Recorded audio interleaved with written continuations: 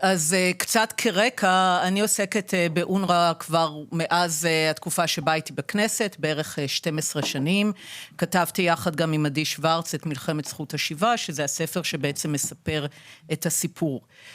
כדי להבין למה אונר"א קיימת, הכי טוב לדעת על ארגון שקראו לו פעם אונקר"א, שהקוף זה לקוריאה.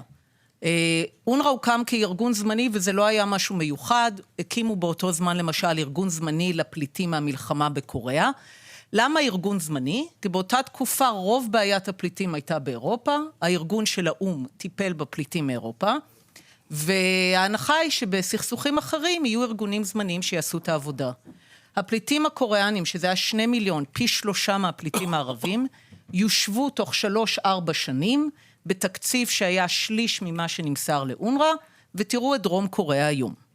מה קרה עם אונר"א? הפליטים הערבים עצמם, שהיום נקראים פלסטינים, סרבו לכל יישוב מחדש, מתוך הבנה שאם הם ייושבו, המשמעות היא שהמדינה היהודית קיימת. ולכן מההתחלה, אונר"א בעצם נחטפה, החל משנות ה-60, על ידי הפליטים הערבים עצמם, כדי להפוך לארגון פלסטיני לטובתם, ומלכתחילה הוא נבנה כארגון שהוא משקל נגד לתוכנית החלוקה. כלומר, בעצם המדינות הערביות הבהירו לארצות הברית ובריטניה, שבאותה תקופה כבר רצו לסגור את אונר"א, היה ברור שזה ארגון כושל, שלא מממש את המנדט ליישב ולו פליט ערבי אחד, ואז המדינות הערביות באו למדינות המערב, וסחטו אותן באיומים, ופחות או יותר אמרו להם, עשיתם טעות בכך שהצבעתם לטובת הקמת מדינה יהודית, אתם לא תעשו את הטעות של לסגור את אונר"א. כלומר, מההתחלה היה ברור שאונר"א צריכה להמשיך להתקיים, כדי להשאיר סימן שאלה קבוע, מעל עצם קיום המדינה היהודית. מדינות המערב נכנעו, בעצם מאותו רגע הן משלמות פרוטקשן, מתוך הנחה, שזה כסף קטן ויש אינטרסים אחרים, המלחמה הקרה, הנפט, וזה לא יזיק. אם לא יועיל, היה ברור שזה לא יועיל, אבל לפחות לא יזיק. מה שגילינו זה שזה מאוד הזיק, כי בעצם מאותו רגע, וכאן חשוב להגיד, המנדט של אונר"א מעולם לא השתנה. אם אונר"א רוצה מחר להחליט שהוא מיישב פליטים ערבים, או אונר"א רוצה להחליט מחר שהוא הצליח מאוד בעבודתו, יש לו את כל האלמנטים במנדט כדי להגיד, הצלחתי ואני הולך הביתה.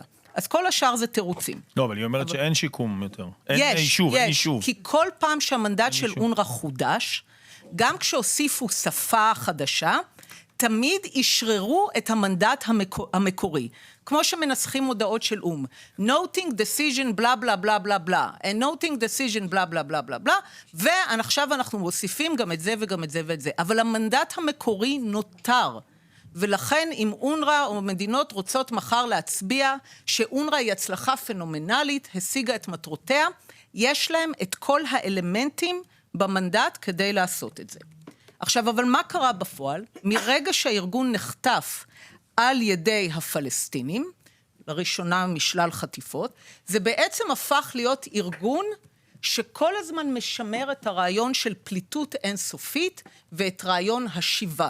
כלומר, את הרעיון שהמדינה היהודית היא זמנית, ויבוא יום והערבים, הפליטים הערבים ישובו אליה.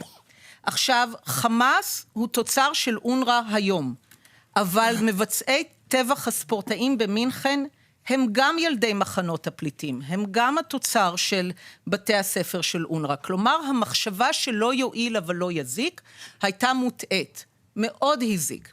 כלומר, הארגון מעצם זה שהוא גידל דור אחרי דור של פליטים ערבים שרואים בעצמם מחויבים מילדות, לשחרור פלסטין, להחזרת הגן העדן האבוד מהגנבים הלבנים שלקחו את זה מהם, באופן טבעי מוליד ארגוני טרור. עכשיו, צריך להבין מי הם אלה שרשומים על ידי אונר"א כפליטים. וחשוב לציין, הם לא נקראים פליטים, הם נקראים פליטים רשומים, registered refugees, כי אונר"א יודעת שהם לא באמת פליטים.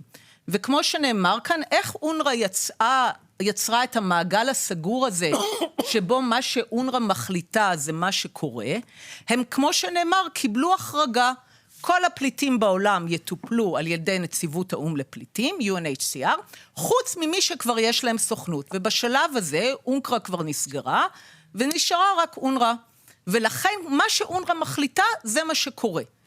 אבל שנבין מי הם, לפי כל סטנדרט בינלאומי, הפליטים הערבים הם לא פליטים. 40% מתוך אלה שרשומים, 5.8 מיליון, חיים בעזה ובגדה. עכשיו הם פליטים. לא, עכשיו הם עקורים, אבל לא משנה מה עמדתכם הפוליטית, לשיטתם הם חיים בעזה ובגדה, הם חיים בפלסטין. הם נולדו בפלסטין, ההורים שלהם, הסבים והסבתות שלהם, וגם כבר הדור רביעי וחמישי. כלומר, יש לנו כאן יותר מ2 מיליון בני אדם, שנולדו לשיטתם בפלסטין, אבל עדיין רשומים כפליטים מפלסטין. איזו פלסטין? זו שתשוחרר ותחליף את המדינה היהודית. ולכן יש לכם היום עורכי דין בני 30 ברמאללה, שרשומים כפליטים מפלסטין. זה 40%. עוד 40, כלומר לפי כל סטנדרט, לא פליטים. עוד 40% הם אזרחים ירדנים. לפני כמה שנים גדעון לוי עשה כתבה של ראיון עם הפליטים הפלסטינים בירדן. ואמרתי לעצמי, סוף סוף מתארים את זה באמת. הוא תיאר את הבית היפה שבו התארח, את התמונות, את איש העסקים שחזר זה עתה מעסקה מוצלחת במפרץ. רוב אלה שרשומים כפליטים בירדן, כולם אזרחים ירדנים, רובם חיים מחוץ לשכונות הקבע שמכונות בטעות מחנות פליטים, הם לא מתחנכים שם, הם אנשי מעמד הביניים ומעלה, סוחרים עשירים, בשום סטנדרט בינלאומי הם לא פליטים. זה משאיר בערך 1 מיליון שרשומים בסוריה ולבנון. שאלת, הרוב כבר עזבו את סוריה ולבנון, אלה לא מקומות נחמדים, אבל אונר"א לא מורידה אותם מהרישום. אונר"א לא הולכת ועוקבת ואומרת, קיבלתם אזרחות גרמנית, מצוין.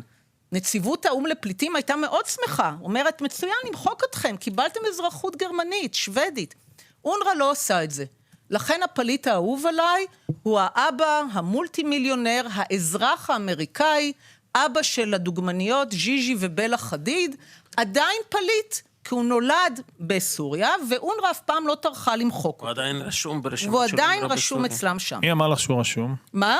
הוא אפילו הראה את התעודת שלו פעם באינסטגרם. לא, אז אני שואל שוב את השאלה ששאלתי את... הפנינו את זה לאונר"א, אפילו פנינו, הם לא מוחקים מהרשומים אף אחד. לא, יש לך את 6, את גם חושבת שזה 6 מיליון? אונר"א, זה אנשים שרשומים. ויש את הרשימה הזאת איפשהו? אצל אונר"א, אבל היא מסרבת לחשוף אותה. היא לא חושפת. אבל מן הסתם הילדים שלו, אחרי שהוא הגיע לארצות הברית, כבר לא יהיו רשומים. הילדים שלו כבר לא רשומים. בסוף הרישום הוא כנראה, כמו שאלתי, הוא גיאוגרפי, הוא מקומי. מי שנשאר עדיין במחנה פליטים הוא רשום, ברגע שהוא נרשם פעם אחת הוא יישאר רשום, גם אם הוא עזב את המקום והגיע. וגם אם הוא חי במקום אחר. אבל הילדים שלו כבר לא, כי הם לא נרשמו שם אף פעם. אם הם נולדו כאזרחים גרמנים, אבל אם ז'יז'י ובלה רוצות לחזור ולהירשם בסוריה או בלבנון, הם יכולות. כלומר, לצורך העניין. מישהו ביקש מהם את הרשימה פעם? זה היה ניסיון? לא הסתיים. אני אגיד משהו. כשהייתי חברת כנסת, הצלחתי, בגלל שהייתי במעמד הזה, להסיר במעט, ואני אדבר על זה, את כיפת הברזל שישראל פורסת מעל אונר"א. כתוצאה מזה, מיד בקונגרס האמריקאי הצליחו להעביר החלטה, שדרשה תמורת המימון האמריקאי, שאונר"א תחשוף מי באמת היו פליטים ב-48. והם נתנו את זה לאמריקאים, ואז נכנס ממשל חדש, ומיד הפך את זה למסמך סודי. אבל זה מראה שאפשר לדרוש את זה. כמה היה שם, את יודעת? לא. אבל אפשר לנחש את זה, כלומר אפשר לעשות עבודה. 700,000? כן. בוא אני אסביר איך עובדת האינפלציה במספרים. קודם כל, אונר"א נותנת באופן אוטומטי לכל הדורות, בלי להגיש מסמכים, בלי לבדוק. בנציבות האום לפליטים צריך לעבור תהליך אם ילד רוצה מעמד של נתמך פליט. באונר"א זה אוטומטי דור אחרי דור. זה דרך אחת שיש אינפלציה. אגב, בן אדם לא מקבל כסף, הוא מקבל שירותים, נכון? קודם כל, הכי חשוב ויותר חשוב, הוא מקבל תעודת פליט, שזה כמעט תעודת זהות פלסטינית, באופן הכי עמוק. הרוב אגב כבר לא מקבל שירותים, רוב אלה שרשומים כפליטים בירדן כבר מזמן לא מקבלים שירותים מאונר"א. הרוב בסוריה ולבנון כבר עזבו את סוריה ולבנון. בגדה 3/4 לא מקבלים שירותים. זה לא עניין השירותים, זה עניין התודעתי שהם לא, אבל מבחינת האינטרס של אונר"א, כשהיא מבקשת תקציבים, היא מציגה את כל האנשים האלה כלקוחות שלה. כן, אבל האינטרס של אונר"א... זה קורה לכל מיני גופים, תופעה כזאת. לאונר"א יש אינטרס אחד, וזה להעמיד סימן שאלה מעל המדינה היהודית.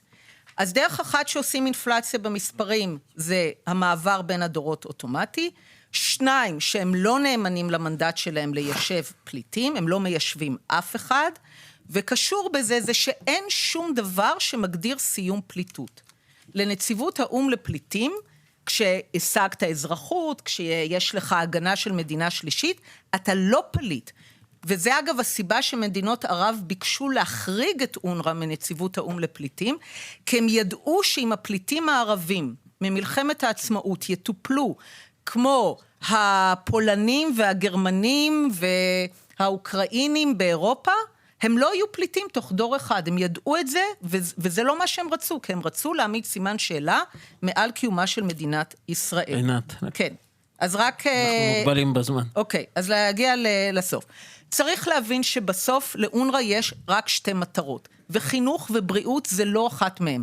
כל הספקת השירותים זה רק תירוץ כדי להמשיך לקיים את הפליטות האינסופית.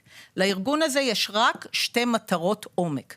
אחת, להשאיר סימן שאלה מעל המדינה היהודית עד שיהיה שיבה, וזה הדבר היחיד שמסיים את הפליטות, סיומה של מדינת ישראל. כלומר, זה ארגון שמנציח את הסכסוך, דור אחרי דור, זו המטרה שלו, עד שליהודים לא תהיה מדינה. והמטרה השנייה, שמאוד התבררה בעקבות ה7 באוקטובר, זה לשחרר את הרוצחים לטבח ישראלים. אם ראיתם את אחד מבחירי חמאס, שאלו אותו למה אתה לא נותן לעזתים להשתמש במנהרות, הוא אמר, זה לא אחריותנו, האחריות על העזתים זה האו"ם. זו תפיסה ותיקה של הפלסטינים שהם לא אחראים על דבר, האו"ם אחראי. והמשמעות היא שברגע שזורם כסף לבריאות, לחינוך, לרווחה, בעצם כל ארגוני הטרור והרוצחים מתפנים לעבודתם, וזה מה שאונר"א עושה. ולכן כשאומרים צריך למצוא לאונר"א תחליף, אני אומרת חד משמעית לא. ברגע שאתם מבינים שכל המטרה של הארגון הזה, זה להנציח את הסכסוך עד שליהודים לא תהיה מדינה, ובדרך לשחרר את הרוצחים לעבודתם, לא צריך למצוא לארגון הזה תחליף. הפלסטינים, אם למדנו משהו מה7 באוקטובר, ה7 באוקטובר דרש השקעה בתשתיות, תכנון, השקעה פיננסית, כלכלית, משמעת, מחשבה אסטרטגית. הפלסטינים הם לא אנשים נעדרי יכולות, הם פשוט אנשים שבמשך 100 שנים החליטו להפנות את כל היכולות הניכרות שלהם לכך שליהודים לא תהיה מדינה. ולכן צריך להבהיר שהאחריות היא עליהם, ולא צריך לעזור להם, ולא צריך להזרים להם כספים, ובוודאי לא צריך למצוא לאונר"א תחליף. תודה רבה. זאת אומרת, משלושת האפשרויות, ביטול, שינוי או שיתוף פעולה, את בוחרת, את ממליצה יותר נכון להגיד, ביטול. ואני אסביר למה לישראל יש הרבה כוח כאן. שיתוף הפעולה של ישראל עם אונר"א בשטחים שהיא כבשה בששת הימים, היה שיתוף פעולה וולונטרי עד הוק. ישראל יכולה לסיים את שיתוף הפעולה מחר, היא לא מחויבת לו בשום דבר. זה שיתוף פעולה וולונטרי של מדינת ישראל. בנוסף, כבר 50 שנה ישראל היא הלוביסטית מספר 1 של אונר"א בבירות העולם. למה גרמניה הפכה להיות המממנת מספר 2? אנחנו שלחנו את צחי הנגבי ופולי מרדכי, ראש המתפ"ש בזמנו, כשטראמפ הוציא את הכסף מאונר"א להתחנן גרמניה, שתיתן יותר כסף לאונר"א. הייתי עכשיו בגרמניה לדבר בנושא הזה, והם אמרו אנחנו רוצים להיות חברים שלכם, אבל מאוד קשה להיות חברים שלכם, כשאתם מבקשים מאיתנו להמשיך לממן את הארגון. אם מדינת ישראל תסיר את כיפת הברזל שהיא פורסת מעל אונר"א, גם תודיע מה הארגון הזה באמת עושה, וזה לא חינוך ורווחה, מנציח את הסכסוך, משחרר את הרוצחים לעבודתם. יש לך עוד דוגמאות כאלה? שישראל ביקשה כסף? אני יכולה להגיד יותר מזה.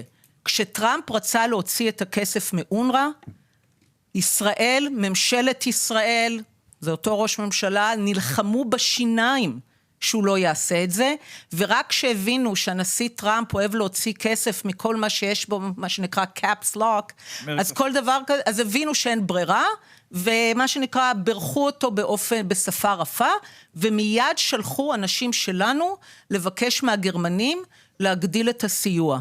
ביום שישראל תדבר בשפה ברורה, שזה ארגון שאין לו לגיטימציה לקום, שהיא מסיימת את שיתוף הפעולה הוולונטרי איתו. מדינות כמו ארצות הברית, גרמניה, בריטניה, שוויץ, הולנד, אוסטרליה, לפחות המדינות האלה יכולות, יש להן רצון להפסיק, יש משמעות לזה, וצריך להבין, אנחנו אוכלים את המחשבה שהייתה לנו כבר 12 שנים, יותר מזה, שאונר"א עדיף על החמאס, ותמיד אמרתי יותר גרוע, כי אנחנו עכשיו אוכלים את זה כשיש כותרות שאומרים, ישראל הרגה 85 עובדי אום, ומיד כולם מדמיינים שוודים ונורווגים חביבים שנמצאים בעזה. לא, מדובר בעזתים, ילידי עזה, פלסטינים, שמאמינים שהם צריכים לשחרר את פלסטין. זה לא עובדי אום כמו שחושבים. ואז כתוב שישראל... קודם, שהגרמנים יש קושי בזה שישראל דורשת מהם... כי אני באה אליהם, תחת המטריה אגב של השגריר, ואומרת להם, הארגון הזה מנציח את הסכסוך, הארגון הזה משחרר את הרוצחים לטבח, תפסיקו לממן אותו, ואז אומר לי חבר פרלמנט גרמני, אני מסכים איתכם, אבל הממשלה שלכם פונה אליי לבקש שנמשיך לממן את זה. ולכן אנחנו עכשיו אוכלים את זה כשאומרים שפגענו במתקני אום. זה לא מתקני אום, זה בתי ספר של אונר"א, בתי ספר פלסטינים, לטובת פלסטינים, לטובת הרעיון של שיבה ונקמה. הארגון הזה לא צריך להתקיים, ולנו יש אפס רווח מזה שהוא מתקיים.